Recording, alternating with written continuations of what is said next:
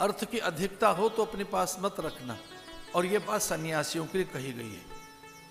सन्यासी के लिए पहला उपदेश है कि आपके पास द्रव्य आए और उसकी अधिकता अनुभूत हो तो पास मत रखना, उस द्रव्य को अपने पास कभी मत रखना।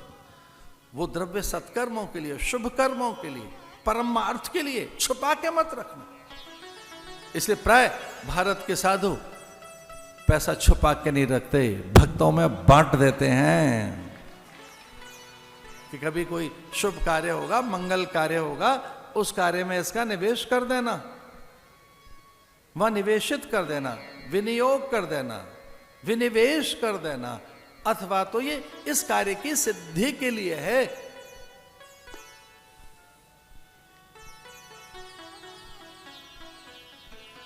वाल्मीकि आश्रम प्रभु आए।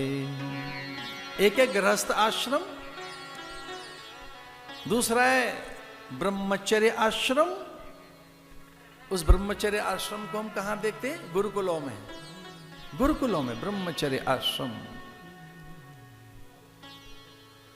भैया तीसरा एक और आश्रम है, हमारे देखते देखते देखते देखते खो गया, खो गया। वो कहां गया? वो ढूंढ रहे हैं। वानप्रस्थ आश्रम। वानप्रस्थ, गृहस्थ के बाद वानप्रस्थ।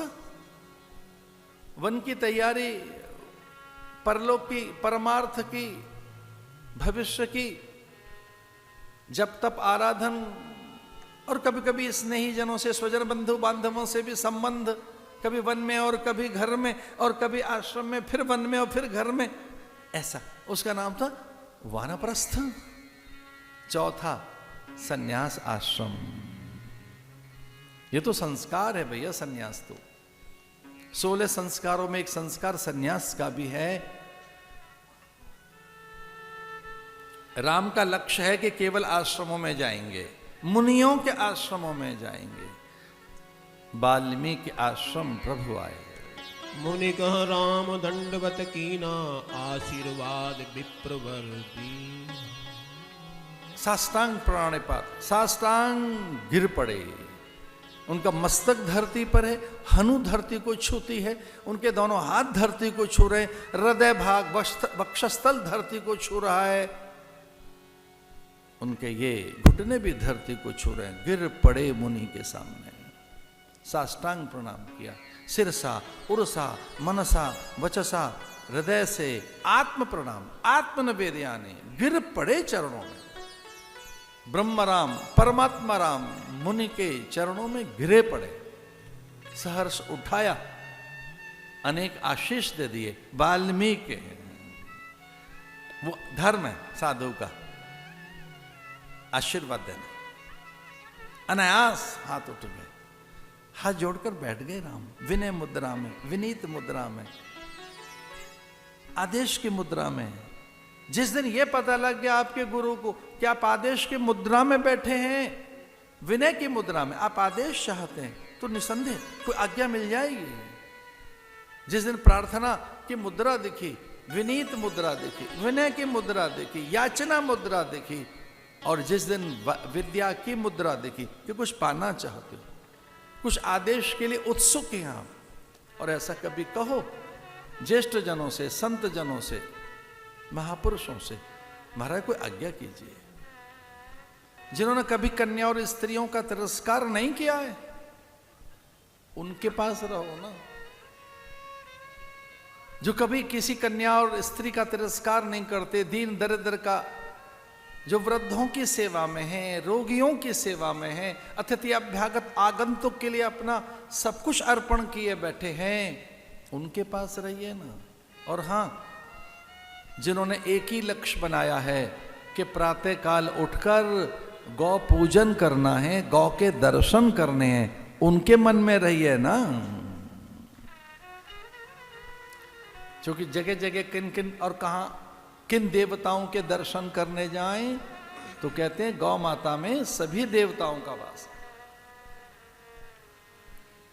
देव मंदिरम, ईश मंदिरम,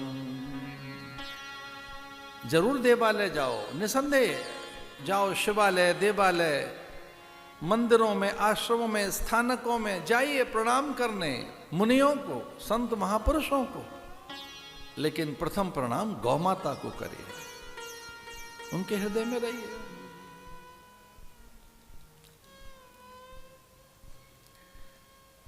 चिदानंद में देह तुम्हारी, आप चिदानंद हैं, सर्वानंद है, मुक्तानंद है, अखंडानंद है, सर्वत्र सभी जगह सभी रूपों में है। भगवान विनय करके और ऐसे उनको हाथ जोड़कर कहने लगे कि हमारा और लोग भी सुन रहे हैं, हमारा सारा रहस्य मत बताइए, हमारी लीलाओं का गोपन रखिए, हमारे चरित्र को छुपा के रखिए।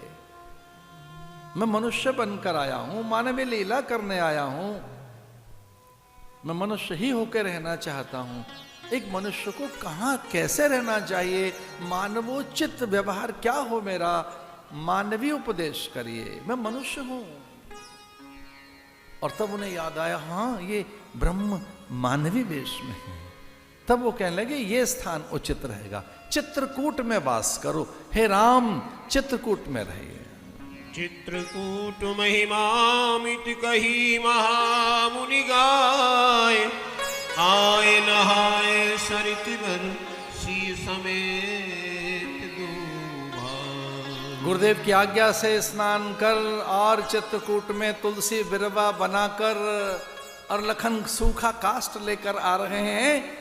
और देखिए धीरे धीरे कुटिया बनने लगी राम की। राम ने पहले तुलसी बिरबा लगाया, फिर तुलसी एक और सीते ने लगाई, पाकर जम्मू तमाल रसाल के घने कदली कुंज में राम की कुटिया बन गई। और जैसे ही कुटिया बनी, मुनियों का आगमन हो गया। ऋषि मुनि ब्रह्मज्ञानी तत्ववेत्ता ब्रह्मवेता, वे जो त्रिकालदर्शी थे, गिरिकंदराओं से, मुपत्तिकाओं से, हिमालय से परकाया प्रवेश कर झुंड का झुंड बनाकर बड़ा समूह समुदाय सबने घेर लिया राम को। क्या आप राजाओं के संग नहीं रहेंगे, रानियों के पास नहीं रहेंगे, राजकुमारों के संग नहीं रहेंगे, पर वन में मुनियों के संग में तो रहेंगे ना। इसमें कौन बाधा है, इसमें कहां प्रतिज्ञा टूटती है आपकी, इसमें कौन सी सौगंध और शपथ शिथिल होती है आपकी। हम तो आपके आसपास ही रहेंगे। गिरिकंदराओं से, मुपत्तिकाओं से वे परकाया प्रवेश कर न जाने कितने साधु महात्मा झुंड का झुंड, झुंड का झुंड बनाकर।